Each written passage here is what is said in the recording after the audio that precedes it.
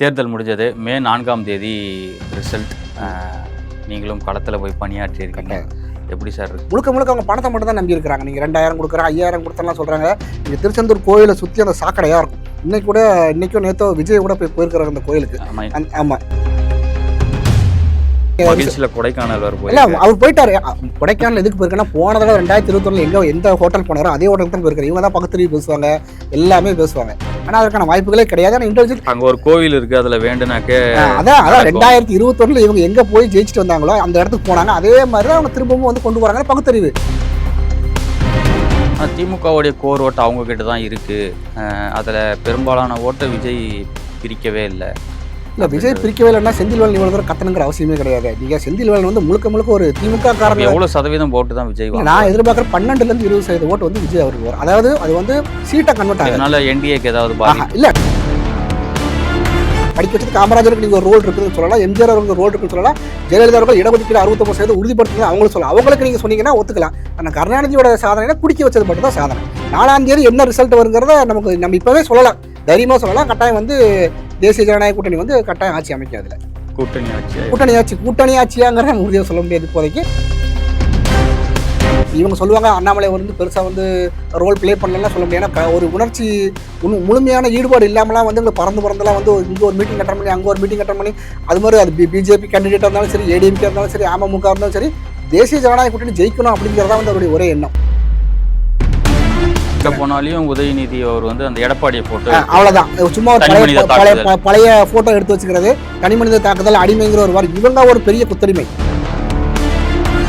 கனிமொழிக்கும் அங்கே மேனகா காந்திக்கு வாய்ப்புகள் வந்து குறையறதுக்கான there is a chance. அப்படிலாம் வந்து வாய்ப்புகள் இருக்குது. எனக்கு அப்படி தோணுது. நீங்கள் அதனால தான் நீங்கள் கொண்டு வர விடலையான்னு. ஏன்னா அந்த சட்டத்தை கொண்டு வரல உங்களுக்கு என்ன பிரச்சனை? அவங்க தெளிவாக சொல்கிறாங்க, உங்களோட நம்பர் ஆஃப் கான்ஸ்டிடியூஷன்ஸ் குறையாதுன்னு தெளிவாக வந்து உத்தரவாதம் கொடுக்குறாங்க. சாமானிய பெண்களுக்கு கிடைக்கக்கூடிய வாய்ப்பு அந்த எலைட் லேடிஸ் வந்து கட்டாயம் அவங்க தான் தடுக்கிறாங்க. இல்லை மற்ற வேற என்ன காரணம் இருக்கும்?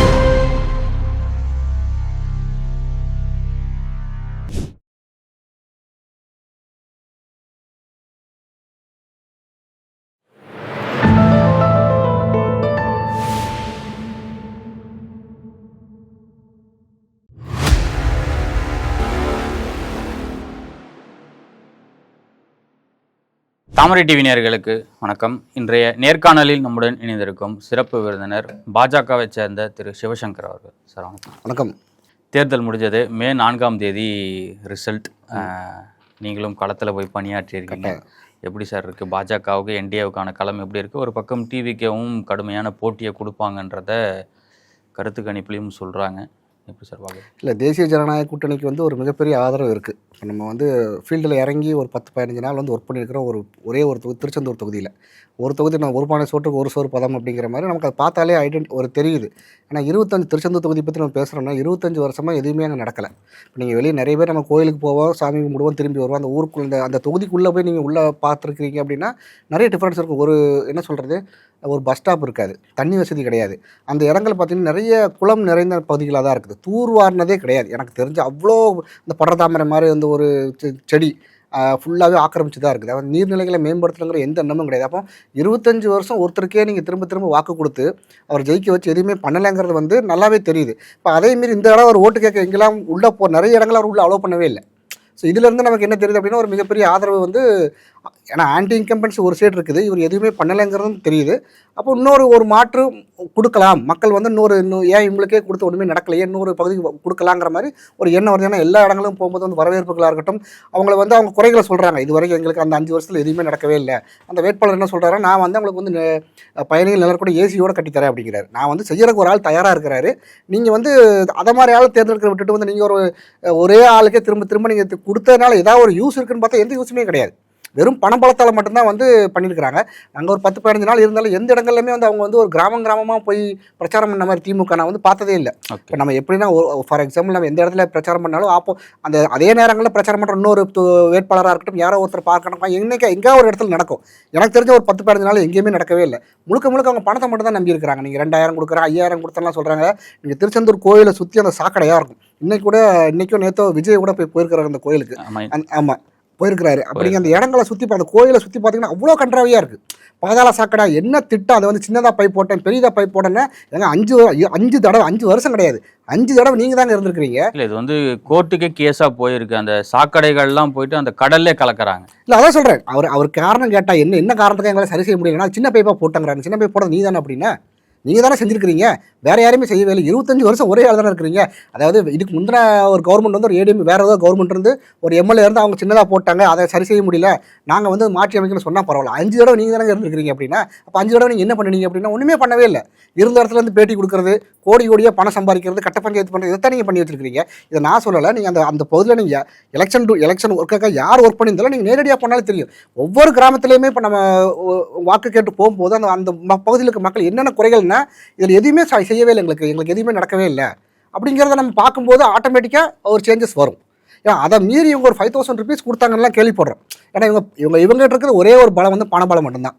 கோடியாக கொள்ளையடிச்சு வச்சிருக்காங்க. அந்த காசை வச்சு ஜெயிக்கலாமா தான் முயற்சி பண்ணுறாங்களே ஒழிய மக்களுக்கு எதுவுமே நல்லது செய்யலை. அது அந்த தொகுதிக்கு நீங்கள் கோயிலுக்கு போனவங்களுக்கும் அந்த கோயிலுக்கு போனவங்களுக்கும் தெரியும். பாஜகவுக்கு திருச்செந்தூர் வேட்பாளர் வெற்றி வாய்ப்பு எப்படி? கட்டாயம் நல்லா இருக்குது. நான் வந்து உறுதியாக சொல்கிறேன். ஏன்னா உங்களுக்கு வெற்றி வாய்ப்பு எப்படி அதிகமாக இருக்குன்னா நேரடியாக ஒர்க் பண்ணனால தான் நம்மளால சொல்ல முடியுது.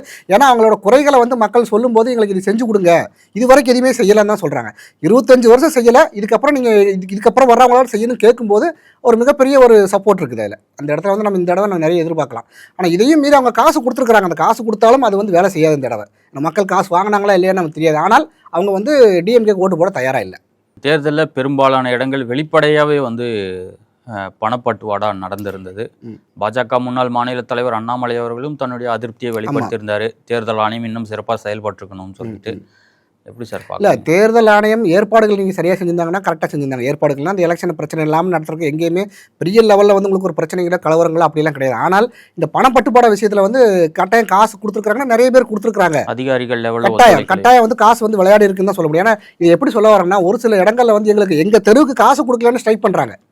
இப்போ அப்போ இதெல்லாம் பார்க்கும்போது இப்போ நம்ம வந்து காசு கொடுத்தாங்களா கொடுக்கல பக்கத்துல இருந்து பார்த்தீங்கன்னு கேட்டால் நமக்கு தெரியாது. காசு கொடுக்குற வந்து 4 பேர் பார்க்கும்போதெல்லாம் கொடுக்க மாட்டான். நைட் 10 மணிக்கு மேலே 12 மணிக்கு மேலே தான் காசு கொடுப்பான். அப்போ நமக்கு தெரியாது, நம்ம யூகிக்கலாம் கொடுத்துருப்பாங்க அப்படிங்கிற மாதிரி யூகிக்கலாம்.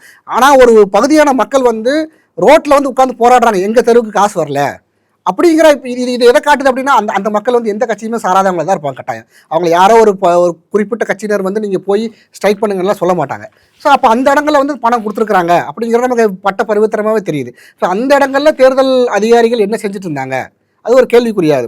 அதோட நீங்கள் ஃபேஸ்புக்கில் பார்த்தீங்கன்னா இன்றைக்கி நான் காலையில் வரும்போது ஒரு பார்த்தேன், தென்காசி சட்டமன்ற தொகுதியோட அந்த அன்பகம் கலையோ அவரோட பேர் போட்டிருந்தாங்க. அவர் வந்து இறங்கி அவரோட பையனுக்காக டாக்டர் நினைக்கிறேன் அவருக்காக வேலை பார்த்தாங்கன்னு இந்த தொகுதியில் இவ்வளோ காசு கொடுத்தோம், இந்த ஆள்கிட்ட காசு கொடுத்தோம், இது இவ்வளோ போய் சேரலைங்கிறத ஃபேஸ்புக்கில் அவங்க லைவாக போடுறாங்க.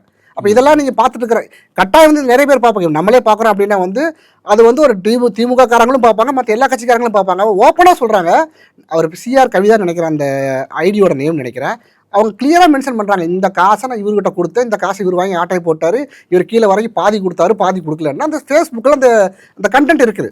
அப்போ இது வந்து ஒரு பகுதியில் நான் சொல்கிறேன், ஒரு பகுதியில் சொல்கிறேன்னா இப்போ திமுக காரங்க எந்த அளவுக்கு காசு கொடுத்துருப்பாங்க. இதை போடுறது யாருன்னா அது ஒரு திமுக காரர், வேற கட்சிக்காரங்களாம் போடல. இப்போ ஏடிஎம்கே வந்து டிஎம்கே பற்றி போடல, பிஜேபி வந்து டிஎம்கே பற்றி, திமுக காரன் இன்னொரு திமுக காரனை பற்றி போடுறான். எப்போ எனக்கு பாதி காசு வந்திருக்கு, எனக்கு பாதி காசு வரல, இந்த இவனுக்கெல்லாம் இது மாதிரி தேர்தல் டியூட்டி கொடுக்காதீங்க, இவெல்லாம் ஏமாத்துற ஆளுன்னு இன்னொரு திமுக காரன் தான் போடுறான். அதாவது அவங்களுக்கு காசு வந்து சேரலன்னு சொல்கிற இன்னொரு திமுக காரன் தான் சொல்கிறான். இதுலேருந்து நமக்கு தெரியுது வந்து காசு இவங்க எந்த அளவு விளையாடி இருக்கிறாங்க அப்படின்னு, கீழே வர கொண்டு போக முயற்சி பண்ணியிருக்காங்க. இல்லை திமுக தரப்பில் பேசும்போது என்ன சொல்கிறாங்கன்னாக்க அவங்களுக்கு கிடைச்ச இன்டெலிஜென்ஸ் ரிப்போர்ட் படி அதிக தொகுதிகள் வென்று மீண்டும் ஆட்சி அமைக்கிறதுக்கு அதுக்கு வாய்ப்பே கிடையாது. அது வந்து என்னென்னா இவங்களை இந்த கோயபல்ஸ் சொல்லுவாங்கல்ல, இந்த ஹிட்லரோட அமைச்சர்கள் இருந்தால், அதாவது கூட இருந்துக்கிட்டே வந்து பொய்யான தகவல்களை கொடுத்துக்கிட்டே இருப்பாங்க. கடைசி வரை பார்த்தோம்னா அந்த கோயபல்ஸ் தான் இவங்க எல்லாம். இது இந்த 4ஆம் தேதி நீங்கள் கொடைக்கானல் வர இல்லை அவர் போயிட்டாரு. கொடைக்கானல் எதுக்கு போயிருக்கேன்னா போன தடவை 2021 எந்த ஹோட்டல் போனாரோ அதே ஹோட்டலுக்கு தான் போயிருக்காரு. இவங்க தான் பக்கத்துலேயும் பேசுவாங்க, எல்லாமே பேசுவாங்க. ஆனால் அதற்கான வாய்ப்புகளே கிடையாது. ஆனால் இன்டெலிஜென்ட் அங்கே ஒரு கோவில் இருக்குது, அதில் வேண்டுனாக்க அதான் 2021 இவங்க எங்கே போய் ஜெயிச்சுட்டு வந்தாங்களோ அந்த இடத்துக்கு போனாங்க. அதே மாதிரி தான் அவங்க திரும்பவும் வந்து கொண்டு வராங்க பகுத்தறிவு. கேட்டால் இந்த எந்த விதமான பகுத்தறிவுன்னு நமக்கு தெரியல. எப்படி தோற்றுருவாங்கிறத நம்ம சொல்கிறாங்க. நம்ம அதாவது எதிர்கட்சிகள் வந்து இப்போ for example any opponent party வந்து என்ன சொல்லுவாங்க, நான் தான் ஜெயிப்போன்னு சொல்லுவாங்க. இவங்க கட்சியில் இருக்கிற செந்தில் வேலன் எல்லாம் பார்த்தீங்கன்னா அவர் துடிக்கிறாரு, எங்களுக்கு ஓட்டு போடல, நீங்கள் ஓட்டு போடலன்னா அது ஒரு பெரிய ட்ரெண்டாக போயிட்டு இருக்குது ஒரு 4-5 நாளாக. ஆமா. நாங்கள் தான் வந்து உங்களை படிக்க வச்சோம், நாங்கள் தான் நீங்கள் படிக்க வச்சு. நம்ம காமராஜர் என்ன பண்ணார் அப்படின்னா, இப்போ எம்ஜிஆர் என்ன பண்ணார் அப்படின்னா, ஜெயலலிதா அவர்கள் வந்து 69% இடஒதுக்கீடு வந்து உறுதி சோத்துல செஞ்சாங்க. உப்பு போட்டு திங்கிறீங்க. இல்லை, அதான் சொல்கிறேன். இப்போ இவர் கேட்குறபடி கருணாநிதி தான் எல்லாம் பண்ணினார் அப்படின்னா, காமராஜர் ரோல் என்ன பண்ணா, தமிழ்நாட்டில் காமராஜர் அவர்களோட ரோல் என்ன, எம்ஜிஆர் அவர்களோட ரோல் என்ன, ஜெயலலிதா அவர்களோட ரோல் என்ன? அவங்களாம் ஒன்றுமே பண்ணவே இல்லையா? இவர் மட்டும் தான் பண்ணனா? இவங்க செஞ்ச சாதனைன்னா எல்லாரையும் குடிக்க வச்சிருக்கீங்க சாதனை, வீட்டுக்கு வீடு கஞ்சா கொண்டு வந்துருக்கீங்க சாதனை, பாலியல் துன்புறுத்தல் நம்ம சொல்லலை, தேமுதிக இவங்க கூட்டணியில் இருக்கிற ஒருத்தங்களே சொல்கிறாங்க, பிரேமலதா அவங்களே சொல்கிறாங்க. ஸோ இதுதான் இவங்களுடைய சாதனை. ஸோ மற்றபடி இவங்களோட சாதனைகள் எது கிடையாது. இப்போ இவங்களுக்கு நம்ம உறுதியாக இவங்க தோப்பாங்க. எப்படி சொல்லணும்னா, இந்த செந்தில்வேலனோட துடிதுடிப்பு பார்த்தீங்க அப்படின்னா, எனக்கு நீ ஓட்டு போடல, எனக்கு நீ ஓட்டு போடலங்கிற தோற்றுருவோங்கிறத வந்து இப்போ இருந்த வெளிப்பாடுகள் தெரிய வருது. இப்போ இவர் ஒருத்தர் மட்டும் பேச ஆரம்பிக்கல, எல்லாருமே பேச ஆரம்பிக்கிறாங்க. நம்ம தோற்றுருவோம், இன்னும் 10 நாளைக்கு வந்து டிஃபெண்ட் பண்ணணும். அடுத்து இப்போ இவங்க என்ன பண்ணாங்க, இந்த டிஃபெண்ட் பண்ணுறதுக்கு இதுக்கு முன்னாடி இந்த ஓட்டிங் மிஷினை வந்து குறை சொல்லிட்டே இருந்தாங்க. அப்புறம் எஸ்ஐஆரை பற்றி குறை சொன்னாங்க. இப்போ எஸ்ஐஆரை விட்டுட்டு இப்போ வேறு என்னெல்லாம் ஐடியாவை எடுத்து வச்சுக்கலாம். இப்போ இருந்தால் டிஃபெண்ட் பண்ண நம்ம தோற்றுருவோன்னு தெரிஞ்சு போச்சு. அதுக்கு டிஃபெண்ட் பண்ணுறதுக்கு முதல் ஆளாக இறங்கி வந்திருக்கிறது யாருன்னா செந்தில்வேலன். இவரோட பதட்டத்தை பார்த்தாலே தெரியுது கட்டாயம் அவங்க தோற்றுருவாங்க அப்படின்னு. வெளியிலேருந்து நம்ம புதுசாக வந்து யூகிக்கணுங்கிற அவசியம் இல்லை, பெரிய இன்டெலிஜென்ஸ் ரிப்போர்ட் எடுக்கணுங்கிற அவசியமே இல்லை. ஏன்னா இவர் வந்து ஒரு தீவிர அண்டா. நம்ம அண்டான்னு சொல்லலாம், அவருக்கு அவரே வச்சுக்கிட்டு பேர் தான் அண்டா. ஸோ அவரே சொல்கிறாரு, எனக்கு நீ ஓட்டு போடல, எனக்கு நீ ஓட்டு போடல. உங்களுக்கு ஏங்க ஓட்டு போடணும்? காமராஜர் வந்து முதல் முறையாக அவர் தோல்வி அடையும் போது வந்து நிறைய பேர் போய் கேட்கும்போது, நீங்கள் இவ்வளோ செஞ்சீங்களே, நீங்கள் தோத்துட்டீங்களே கேட்குறோம், இதுதான் ஜனநாயகம் அப்படின்னாரு. ஒரு டெமோக்ரஸி கண்ட்ரியில் ஒருத்தர் தேர்ந்தெடுக்கிறதுக்கு எல்லா உரிமையும் ஒருத்தருக்கு இருக்குது, ஒரு வாக்காளருக்கு இருக்குது. அந்த அடிப்படையில் அவன் டிவிகேக்கு போட்டான்னா, பிஜேபிக்கு போட்டானா, ஏடிஎம்கே போட்டானா, அது யாரும் கேட்குற ரைட்ஸே கிடையாது. இவங்க என்ன சொல்கிறாங்கன்னா, நீ எனக்கு ஓட்டு போடணுங்கிறத இன்டெரக்டாக த்ரெட்டன் பண்ணுறாங்க. அது எந்த விதமான இதுதான் சொல்கிறேன், இந்த ஜனநாயகத்தை கழுத்தை நெரிக்கிறது. இவங்களுக்கு வாய்ப்பு கொடுத்தா நீங்கள் சரியாக செஞ்சுருந்தீங்கன்னா திருப்பி உங்களுக்கு வாய்ப்பு அளிக்க போகிறாங்க. நீங்கள் செய்யலைன்னா இன்னொருத்தர் கொடுக்குறாங்க. அதுதான் டெமோக்ரஸி. அதைத்தான் காமராஜர் தெளிவு சொன்னால். அதுக்காக தான் நம்ம இவ்வளோ தூரம் கஷ்டப்பட்டு நம்ம போராடி சுதந்திரம் வாங்கினாங்க. இப்போ அந்த சுதந்திரத்தின் அடிப்படையில் அவன் யாருக்கும் ஓட்டு போட்டு போகிறான். அண்ணன் வந்து ஓட்டு போடுறது இவர் பக்கத்துல இருந்துலாம் பார்க்கல, இவருக்கு ஒரு பதட்டம் வந்துருச்சு. இப்போ யாருக்குமே தெரியும், இப்போ நீங்கள் ஓட்டு போடுறது நீங்கள் சொன்னாதான் தெரியும். இப்போ நான் ஓட்டு போடுறது நான் சொன்னாதான் தெரியும். அதுவுமே நான் வந்து நான் ஒரு பார்ட்டிக்கு ஓட்டு போட்டு வேற ஒரு பார்ட்டிக்கு ஓட்டு போட சொன்னால் அதையும் உங்களால் யூகிக்க முடியாது. ஸோ அது ரிசல்ட் வர வரைக்கும் யாராலும் எதுவுமே செய்ய முடியாது. அப்புறம் எப்படி அதுக்கே நீங்கள் இவ்வளோ பதட்டம் அடைகிறீங்க? இப்போ நீங்கள் உங்கள் பதட்டத்தை பார்க்கும்போது ஐபி ரிப்போர்ட் உங்களுக்கு நேரடியாக வந்துருச்சு. ஒட்டுமொத்த ஓட்டுமே வந்து சிதறி இருக்குது. தாவேக்காக்கு, திமுகவுக்கு வர வேண்டிய ஓட்டு வந்து தாவேக்காவுக்கு போயிருக்குது அப்படிங்கிறத இவருடைய பதட்டத்தில் நம்ம தெரிஞ்சுக்கிட வேண்டியதாக இருக்குது. ஸோ கட்டாயம் அவங்க தோல்வி உறுதிங்கிறத செந்தில்வேலன் அவருடைய உணர்ச்சிகளை பார்க்கும்போது நம்ம தெரிஞ்சுக்கலாம் கட்டாயம். ஆனால் திமுகவுடைய கோர் ஓட்டு அவங்க கிட்ட தான் இருக்குது. அதில் பெரும்பாலான ஓட்டை விஜய் பிரிக்கவே இல்லை. இல்லை, விஜய் பிரிக்கவே இல்லைன்னா செந்தில்வேலன் இவ்வளோ தூரம் கத்தணுங்கிற அவசியமே கிடையாது. நீங்கள் செந்தில்வேலன் வந்து முழுக்க ஒரு திமுக காரங்க. எவ்வளோ சதவீதம் ஓட்டு தான் விஜய்? நான் எதிர்பார்க்குற 12% 20% ஓட்டு வந்து விஜய் அவருக்கு வரும். அதாவது அது வந்து சீட்டை கன்வெர்ட் ஆகும். அதனால என்டிஏக்கு ஏதாவது பாதிப்பு? இல்லை, நான் என்ன சொல்கிறேன்னா திமுகவோட ஓட்டை தான் அவர் பிரிக்கிறாரு. ஏன்னா நீங்கள் திமுகவுக்கும் அவருக்கும் வந்து ஒரு மிகப்பெரிய ஒரு என்ன சொல்கிறது, ஒரு சண்டை இருக்கிற மாதிரி. அதாவது என்ன சொல்கிறது, ஒரு நேருக்கு நேராக சண்டை போடுறாங்களா இல்லையான்னு தெரியாது. மறைமுகமாக 2 பேருக்கு ஒரு எதிர்ப்பு பெரிய லெவலில் இருக்குது. அந்த எதிர்ப்புகள் வந்து இங்கே கிறிஸ்டியன்ஸ் ஓட்டாக இருக்கட்டும், அதே மாதிரி அந்த யங்ஸ்டர்ஸ் ஓட்டாக இருக்கட்டும், இது எல்லாமே ஆட்டோமேட்டிக். அதாவது திமுகலேருந்து விலகி ஆட்டோமேட்டிக்காக அது எங்கே போகுது அப்படின்னு தாவேக்காக்கு தான் போகுது. அப்போ அந்த ஏடிஎம்கே பிஜேபி கூட்டணி ஏற்கனவே ஒரு ஓட் ஷேர் இருக்குது, அந்த ஓட் ஷேர் அப்படியே இருக்குது. அதில் எந்த ஒரு பிரச்சனையுமே கிடையாது. அதில் ஆடிங்க பார்த்தீங்கன்னா அமமுக லாஸ்ட் டைம் வந்து கூட்டணியில் இல்லை, இப்போ அந்த கூட்டணியில் வந்திருக்கிறனால அந்த ஓட்டு இதில் ஆட் ஆகுது. ஸோ இந்த கூட்டணிக்கு வந்து எந்த ஒரு இழப்புமே கிடையாது. அப்போ அங்கே திமுகவோட ஓட்டு பிரிஞ்சு இங்கே தாவேக்காவுக்கு போகிறத தான் அவரால் ஜீரணிக்க முடியல. இப்போ நம்ம கெஸ் பண்ணுறதோட அவங்க ஏற்கனவே கெஸ் பண்ணி அவங்களுக்கு ரிப்போர்ட் வந்துருச்சு. இப்போ நம்ம வந்து ஒரு யூகிக்கலை இப்படி வந்திருக்குமா அப்படி வந்திருக்குமா அவருக்கு ஓட்டு கிடச்சிருக்குமான்னு அதை யார் உறுதி பண்ணுறாங்கன்னா இவங்க கத்துறதை பார்க்கும்போதே தெரிஞ்சு போச்சு. நம்மளை விட இவங்களுக்கு ரிப்போர்ட் கம்பல்சரி வந்திருக்கும். அதனால தான் வந்து அந்த திமுகவுக்கு போகிற ஓட்டு நமக்கு கிடைக்கலையே. இவங்க கருணாநிதி அவர்கள் செஞ்சாருன்னு சொல்கிறாங்க. உண்மையாகவே செஞ்சுருந்தாருன்னா கட்டாயம் அவருக்கு கிடைக்கும். அதை செய்யலை, அது ஊருக்கே தெரியும். அதை செஞ்சது யாருன்னா படிக்க வச்சது காமராஜர். குடிக்க வச்சது தான் இவங்க.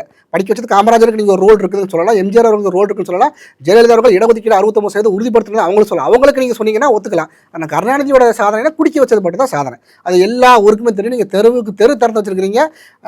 இப்போ நிறைய இடங்களில் இந்த டூர் போயிட்டு வரும்போது நம்ம பார்க்கலாம், ரீக்ரியேஷன் கிளப் நீங்கள் எங்கே வேணால் பார்க்கலாம். அதான் மனமகிழ் மன்றம். ஏற்கனவே டாஸ்மாக திறந்து கெடுத்து குடிச்சவர் ஆக்கியாச்சு. நீங்கள் நிறைய இடங்களில் சிட்டிக்குள்ளே பார்த்தீங்கன்னா மனமகிழ் மன்றங்கள் ரீக்ரியேஷன் கிளப்புன்னு இருக்கும். அது கூட 4 பேர் குடிக்க வைக்கிறது எப்படி? இதுதான் உங்களுடைய சாதனை. அந்த சாதனைகள் தான் நீங்கள் செஞ்சு வச்சுருக்கிறீங்க. அதுக்கான பலனை நீங்கள் கூடிய சீக்கிரத்தில் அனுபவிப்பீங்க. 4ஆம் தேதி என்ன ரிசல்ட் வருங்கிறத நம்ம இப்போவே சொல்லலாம், தைரியமாக சொல்லலாம். கட்டாயம் வந்து தேசிய ஜனநாயக கூட்டணி வந்து கட்டாயம் ஆட்சி அமைக்கும். அதில் கூட்டணி ஆட்சியாங்கிறத உறுதியாக சொல்ல முடியாது இப்போதைக்கு. ஆனால் அது சேஞ்ச் கம்பல்சரியாக இருக்குது. திமுக வரவே வராது. எய்தர் அவங்க 3rd பிளேஸ், அதாவது 1991 எலெக்ஷனில் பார்த்தீங்கன்னா 2 சீட்டு தான் ஜெயிச்சாங்க. அந்த அளவுக்கு தோல்வி அடைஞ்சாலும் ஆச்சரியப்படுறதுக்கு இல்லை. ஏன்னா நீங்கள் எதுவுமே செய்யவே இல்லை. நீங்கள் செஞ்சுருந்தீங்கன்னா வந்து உங்களுக்கு எதிர்பார்க்கலாம், நீங்கள் எதுவுமே செய்யவே இல்லை. ஸோ இல்லை அப்படிங்கிறப்ப வந்து நீங்கள் அந்த நான் எதிர்பார்க்குற 91க்கு என்ன நடந்ததோ அது சிமிலர், அதுக்கு கொஞ்சம் ரிலவெண்ட்டாக தான் உங்களுடைய ஓட் ஷேர் இருக்கும். கட்டாயம் உங்களோட வெற்றியுமே வந்து இருக்குமானா கிடையாது. அவங்களுக்கு அந்த வாய்ப்புகள் கிடையவே கிடையாது. Okay sir. இந்த தேர்தலில் பாஜக முன்னாள் மாநில தலைவர் அண்ணாமலையோடைய பங்கு மிகப்பெரியதாக இருந்தது. நிறைய தொகுதிகளில் அதிமுக போட்டியிடுற தொகுதிகளாக இருக்கட்டும், அமமுக, பாமக எல்லா தொகுதிகளுக்கும் சென்று பிரச்சாரம் செஞ்சிருக்காரு. இது எந்த அளவுக்கு இம்பேக்ட் ஒரு இல்லை, தேசிய ஜனநாயக கூட்டத்தில் அவருக்கு வந்து அண்ணாமலை அவர்களுக்கு வந்து ஒரு பெரிய ரோல் கொடுக்கல, அவர் கட்சியை விட்டு விலகி இருக்கிறாரு. அதை வச்சுலாம் வந்து திமுக வந்து விளம்பரம் தேட ஆரம்பித்தாங்க. அது வந்து இவங்களுக்கு என்ன, தன்னுடைய ஸ்ட்ரென்த்தை வச்சு இவங்க ஓட்டு கேட்கறத விட ஆப்போனண்ட்டில் ஏதாவது பிரச்சனை நடக்குமா? எனக்கு தெரிஞ்சு கடந்த 1.5 வருடங்களாக நீங்கள் டிவி பார்த்தீங்கன்னா வந்து ஏடிஎம்கே 2ஆக உறைஞ்சிருச்சு, அவர் வெளியே போயிட்டார், இவர் உள்ளே வந்துட்டார். அவங்க வந்து இங்கே கரண்ட் ட்ரெண்ட்ஸில் என்ன நடக்குங்கிறத பற்றி பேசவே இல்லை எந்த ஒரு மீடியாவும். முழுக்க முழுக்க ஏடிஎம்கே கூட்டணி அமையுமா அமையாத, வெளியே போயிருமா, அப்படி தான் பேசினாங்க. அதில் ஒரு முக்கியமான பாயிண்ட் வந்து அண்ணாமலை அவர்களுக்கு வந்து ரோல் கொடுக்கல, அவர் வெளியே போயிட்டாரு, அவர் என்ன சப்போர்ட் பண்ண மாட்டார்னு அவரை வச்சு இவங்க நிறைய கேம் பண்ணாங்க. ஆனால் அது எல்லாத்தையுமே பொய்ன்னு சொல்லிட்டேன். நான் வந்து தேசிய ஜனநாயக கூட்டணி அதுக்கு நான் ஒர்க் பண்ணுவேன். என்ன சொல்கிறேன், ஹைகமாண்ட் என்ன சொல்கிறாங்களோ அதை நான் ஃபாலோ பண்ணுவேன். ஒரு ஆசை தொண்டனா அவங்க என்ன ரோல் கொடுக்குறாங்களோ அதை செய்வேங்கிறத ஒரு வாயில் சொல்லலை, செயலே வந்து செஞ்சு காமிச்சிட்டாரு. ஏன்னா நீங்கள் அவருக்கு அதே மாதிரி அவருக்கு கொடுக்கப்பட்ட முக்கியத்துவம், இப்போ நீங்கள் வந்து கட்சி எனக்கு முக்கியத்துவம் கொடுக்க, அவருக்கு முக்கியத்துவம் கொடுக்கணும்னு சொல்கிறத விட அவர் அதில் இன்வால்வ் ஆகணும்னு சொல்ல முடியாது. ஏன்னா எந்த இடத்துலையுமே அப்படி சொல்கிறதுக்கான வாய்ப்புகளே கிடையாது. ஏன்னா அவருக்கு கொடுத்த ரோல் பார்த்தீங்கன்னா மற்றவங்களுக்குலாம் வந்து நீங்கள் இன்றைக்கி ஒரு இடத்துல ஒரு பிரச்சாரம் பண்ணுறாங்கன்னா நாளை வந்து 100 இடங்கள், அதாவது 1 or 2 days அது நீங்கள் வந்து வெஹிக்கிளில் போய் பண்ணுற மாதிரி தான் இருக்குது. அவருக்கு ஹெலிகாப்டர் கொடுத்து பண்ண வச்சுருக்காங்க. இது ஒரு பெரிய விஷயம். எனக்கு தெரிஞ்சு இந்தியாவில் ஒரு லீடருக்கு, ஒரு வளர்ந்து வரும் லீடருக்கு, நீங்கள் வளர்ந்த லீடருங்க வேறு, வெல் டெவலப்டு லீடர்னா ஒரு பெரிய லெவலில் இருக்கிற மினிஸ்டருக்கு அவங்களுக்கு கொடுக்குறதுங்கிற வேறு, ஒரு வளர்ந்து வரும் லீடர் தான், வளர்ந்து வரும் தலைவர் தான். அவருக்கு நீங்கள் ஹெலிகாப்டர் கொடுத்து காலையில் 11 மணிக்கு அரவக்குறிச்சியில் இருந்தார் அப்படின்னா அடுத்த 3 மணிக்கு பார்த்தீங்கன்னா புதுச்சேரியாக இருக்கட்டும், ஒரு வித்தின் டேயில் வந்து எவ்வளோ தூரம் கவர் பண்ண முடியுமோ அவ்வளோ தூரம் கவர் பண்ணியிருக்காங்க. அது ஒரு பெரிய விஷயம். இன்னொன்று அது அந்த ஒரு ஈடுபாடு இல்லாமல் அதை செய்ய முடியாது. நீங்கள் வந்து கடமைக்கே இவங்க சொல்லுவாங்க அண்ணாமலை வந்து பெருசாக வந்து ரோல் ப்ளே பண்ணலாம் சொல்ல முடியாது. ஏன்னா ஒரு உணர்ச்சி முழுமையான ஈடுபாடு இல்லாமலாம் வந்து இங்கே பறந்துலாம் வந்து இங்கே ஒரு மீட்டிங் அட்டன் பண்ணி அங்கே ஒரு மீட்டிங் அட்டன் பண்ணி, அது மாதிரி அது பிஜேபி கேண்டிடேட்டாக இருந்தாலும் சரி, ஏடிஎம்கே இருந்தாலும் சரி, அமமுக இருந்தாலும் சரி, தேசிய ஜனநாயக கூட்டணி ஜெயிக்கணும் அப்படிங்கிறதா வந்து அவருடைய ஒரே எண்ணம். அது வந்து எல்லாருடைய அந்த கூட்டணியில் இருக்கிற அத்தனை பேரோட எண்ணமும். அதுக்கு அவர் முழு முயற்சியை சப்போர்ட் பண்ணாருன்னா 100% அவர் சப்போர்ட் பண்ணார். ஏன்னா நீங்கள் அந்த அவரோட உழைப்பு வந்து சாதாரண விஷயம் கிடையாது. நீங்கள் யார் வேணால் பார்த்துக்கலாம், இதை வந்து யாரும் மறைக்கலாம் முடியாது. அது அவர் எத்தனை தொகுதிகளில் பிரச்சாரம் பண்ணாரு, மற்றவங்க மாதிரி சும்மா பிரச்சாரம் அந்த ஒரு தொகுதிக்கு போயிட்டு சம்மந்தமே இல்லாமலாம் பேசலாம். அந்த தொகுதிக்கு என்ன தேவை, யார் என்ன பண்ணுனாங்க, கண்டென்ட் என்ன, அந்த கண்டென்ட் வைஸாக நீங்கள் திமுக காரன் பிரச்சாரம் பண்ணது பார்த்தீங்கன்னா சம்மந்தமே இருக்காது. அங்கே போய் வந்து ஒரு ஆப்போனண்ட்டை வந்து குறை சொல்லிட்டே இருக்கிறதா தான் இருக்கும். அங்கே போனால் அந்த தொகுதியில் என்ன பிரச்சனை போனாலும் உதயநிதி அவர் வந்து அந்த எடப்பாடி ஃபோட்டோ அவ்வளோதான், சும்மா ஒரு பழைய ஃபோட்டோ எடுத்து வச்சுக்கிறது, தனிமனித தாக்குதல், அடிமைங்கிற ஒரு வாரம். இவங்க ஒரு பெரிய குத்தடிமை. இவங்களே வந்து 99 2004 வரைக்கும் கொத்தடிமையாக தான். இவங்களுக்கு என்ன கொத்தடிமைனா, இவங்களுக்கு என்ன கவலைன்னா நம்ம கொத்தடிமையாக இடத்துல வேற யாரும் வந்துட்டாங்களே, நமக்கு அந்த வாய்ப்பு கிடைக்கலன்னு நினச்சி பேசுகிறாங்களான்னு தெரியல. இவங்களுக்கு வேறு கண்டென்ட்டே கிடையாது. திரும்ப அந்த சார்லஸ் மார்ட்டின் நினைக்கிறேன், அவர் சொல்ல நீ 500 கோடி ரூபாய் என்கிட்ட வந்து வாங்கியிருக்கேன்னு சொல்லியிருக்காரு. அப்போ அதுக்கு நீ பதில் சொல்லு அப்படின்னா, நீ வாய்கிலேயே பேசுறல்ல, அதெல்லாம் வந்து கொண்டு வராங்க, வித்து கொடுக்க சொன்னாங்க. 500 கோடி ரூபாய் நீங்க வாங்கியிருக்கிறீங்க. நீங்க இவங்க சொல்றாங்க, நீங்க என்ன சொல்றது, எலெக்ஷனுக்காக நீங்க காசு வாங்கினீங்க, வாயிலேயே மற்றவங்களை பேசுறீங்களா, நீங்க 500 கோடி ரூபாய் வாங்கியிருக்கிறீங்க அப்படிங்க என்ன சொல்லி வாங்கியிருக்கிறீங்க? அதாவது தேர்தல் நிதியா வாங்கினீங்கன்னா அது வேற விஷயம். நாங்க வந்தால் அந்த லாட்டரி சீட்டை வந்து உங்களுக்கு ஒரு பர்மிஷன் கொடுப்போங்கிற மாதிரி நீங்க பொய் சொல்லி 500 கோடி ரூபாய் வாங்கி ஆட்டையை போட்டு அதை என்ன பண்ணீங்கன்னா அவர் கேட்குற பதில் சொல்லுங்க அப்படின்னா, அதுக்கெல்லாம் உங்கள்கிட்ட பதில் இல்லை, அதெல்லாம் அவங்க பேசவே மாட்டாங்க. ஸோ அது மாதிரி அதான் ஒவ்வொரு இடங்கள்லையுமே ஒரு பிரச்சாரம் பண்ணது. அந்த அண்ணாமலை அவர்கள் எந்தெந்த இடத்துல பிரச்சாரம் பண்ணாலும் அது மிகப்பெரிய ஒரு ப்ளஸ் பாயிண்ட். அது எந்த வேட்பாளர், அவர் வந்து எந்த இடத்துலையுமே வந்து பிஜேபிக்காக மட்டும்தாங்கிறத விட அந்த கூட்டணி தலைவர்கள், கூட்டணி கட்சியின் வேட்பாளர்களுக்குமே ஈக்குவல் இம்பார்ட்டன்ஸ் கொடுத்து தான் வந்து எல்லா இடங்களுமே பிரச்சாரம் பண்ணார். அந்த பிரச்சாரங்கள் பெரிய லெவலில் எடுபட்டது. ஒரு பிரச்சாரத்தில் பார்த்தீங்கன்னா ஒரு சின்ன குழந்தைகள்லாம் வந்து அவருக்கு பயங்கரமாக சப்போர்ட் பண்ணி பேச ஆரம்பிச்சோன்னே அண்ணாமலை அவரை திரும்பி அந்த குழந்தைய வந்து குரல் கொடுக்குது. அப்புறம் அவரை தூக்கி கையில் வச்சுக்கிட்டு, அந்த குழந்தைய கையில் வச்சுக்கிட்டு அப்பவும் அந்த குழந்தை வந்து பேசிக்கிட்டே இருக்குது. அண்ணாமலை அவருக்கு என்ன ஒரு கிரேஸ் இருக்குது, அது ஒரு பெரிய லெவல் கிரேஸ் இருக்குது. அது வந்து நல்ல ரீச் கூட அந்தந்த எந்தெந்த பகுதிகளுக்கு அவங்க பிரச்சாரம் பண்ணாங்களோ நீங்கள் ரிசல்ட் வரும்போது அண்ணாமலை அவர்கள் என்னென்ன, எனக்கு தெரிஞ்சு 234 தொகுதியில் எத்தனை தொகுதிகள் பண்ணாங்க எக்ஸாக்டாக தெரியாது. பட் இவர் எந்தெந்த தொகுதியில் பண்ணாரோ அந்த இடங்களில் பார்த்தீங்கன்னா ஒரு டிஃப்ரென்ஸ் இருக்கும். கட்டாயம் நம்ம அந்த டிஃப்ரென்ஸை நம்ம எதிர்பார்க்கலாம். அதில் ஓகே சார். இதில் இந்த தேர்தலில் முக்கியமாக பெண்களுடைய வாக்கு எந்த கட்சிக்கு போகுதுன்ற ஒரு கேள்வி இருக்குது. இந்த இடஒதுக்கீடு பிரச்சனை 33% இடஒதுக்கீடு பற்றி நம்ம பேசி அதனால என்ன இம்பாக்ட் இல்லை உங்களுக்கு 33% இடஒதுக்கீடு நீங்கள் நாங்கள் மகளிருக்காக நாங்கள் போராடுறோம், எங்கள் கட்சி வந்து மகளிருக்காக சப்போர்ட் பண்ணக்கூடிய கட்சின்னு திமுக வந்து வாயிலேயே பேசுவாங்க. அவங்களுடைய சொந்த கட்சியிலேயே வந்து இன்னை வரைக்கும் செஞ்சது கிடையாது. 10 to 11% கூட வந்து அவங்களுக்கு மகளிருக்கான வாய்ப்புகள் கொடுத்தது கிடையாது. இப்போ நீங்கள் கவர்மெண்ட்டில் வந்து ஒரு விஷயத்தை கொண்டு வரணும்னா நீங்கள் ஜியோ பாஸ் பண்ணி பல விஷயங்கள் கொண்டு வரணும். ஆனால் நீங்கள் சொந்த கட்சியில் நினச்சா வந்து நீங்கள் யார்கிட்ட கேட்கணுங்கிற அவசியமே கிடையாது. நீங்கள் சொந்த கட்சியிலே நீங்கள் செய்யாத நீங்கள் எப்படி நீங்கள் வந்து கவர்மெண்ட்டில் செய்ய விடுவீங்க? செய்ய மாட்டீங்க. இதை வந்து மக்கள் தெளிவாக புரிஞ்சுக்கணும்.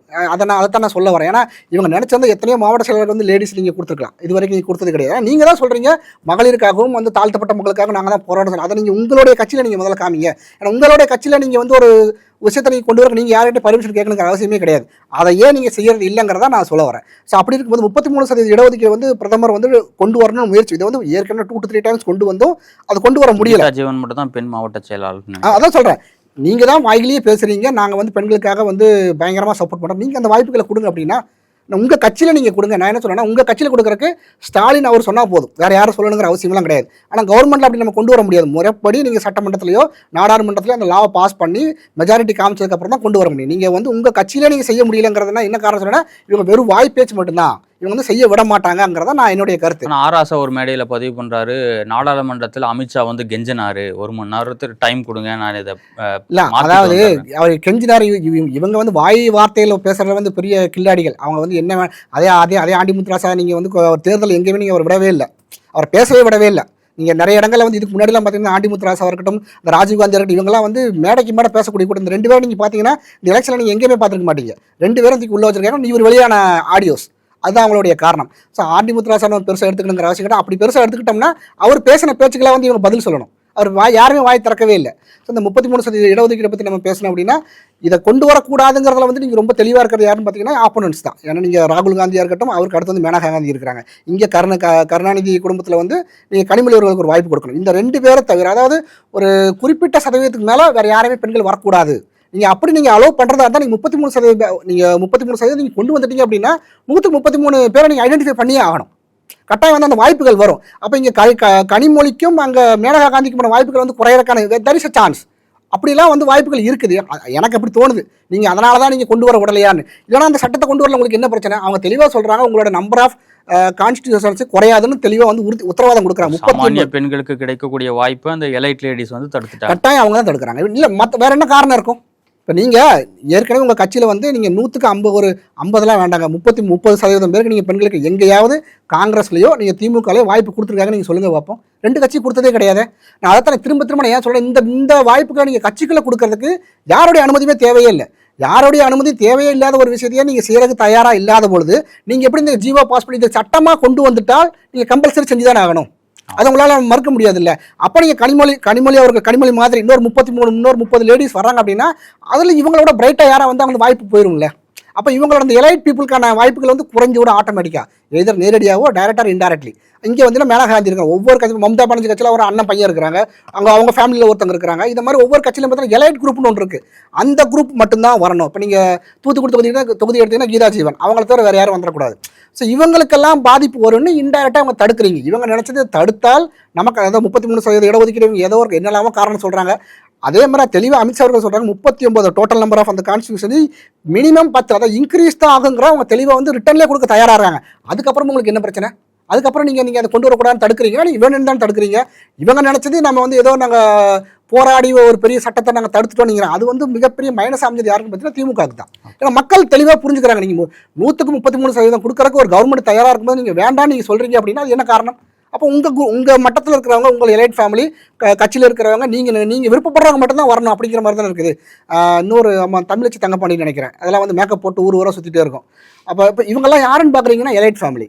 இவங்க இப்போதைக்கு அரசியல் இருக்கிற, அதாவது இங்கே பாரதிய ஜனதா கட்சி தவிர்த்து அந்த கட்சியில் விட்டு அந்த கட்சியில் சாதாரண மனிதர்கள் பெண்கள் நிறைய பேர் இருக்கிறாங்க. நம்மளால் நிறைய பேர் வந்து நம்மளால் வந்து கோட் பண்ண முடியும். வானதி சீனிவாசன் அவர்களாக இருக்கட்டும், இது மாதிரி இவங்களாம் வந்து பெரிய கட்சி பாரம்பரியம்லாம் இருந்திருக்காது. அவங்க வந்து முறைப்படி ஏபிவிபியில் இருந்தோ இதை மாதிரி வந்து அதை மாதிரி படிப்படியாக வந்திருப்பாங்க. ஆனால் நீங்கள் டிஎம்கேலையும் காங்கிரஸில் எடுக்கிறீங்கன்னா கீதா ஜீவன், தமிழச்சி தங்கப்பாண்டியன், அங்கே மேனகா காந்தியில் நீங்கள் எந்த போராட்டத்தில் அவங்க கலந்துக்கிட்டு வந்தாங்க? அதெல்லாம் ஒன்றுமே கிடையாது. ஸோ இந்த எலைட் குரூப் மட்டும்தான் திரும்ப உள்ள வரணுங்கிறதுக்காக தான் வந்து இவங்க தடுக்கிற மாதிரி தான் நம்மளுடைய எண்ணம் இருக்குது. அது இவங்க நினைக்கிறாங்க நமக்கு ஒரு சாதகம்னு. அது மக்களுக்கு தெளிவாக தெரியுது. இந்த சட்டத்தை கொண்டு வந்தால் 33% பெண்கள் வந்திருப்பாங்க. அது மட்டும் இல்லை, அது தெளிவாக 39 தொகுதிகள் வந்து 49 59 ஆகும்போது அது குறையாதுங்கிற அஷூரன்ஸை கொடுத்ததுக்கப்புறமும் நீங்கள் தடுக்கிறீங்க அப்படின்னா வந்து மக்கள் அதை ஏற்றுக்கொள்ள தயாராக இல்லை.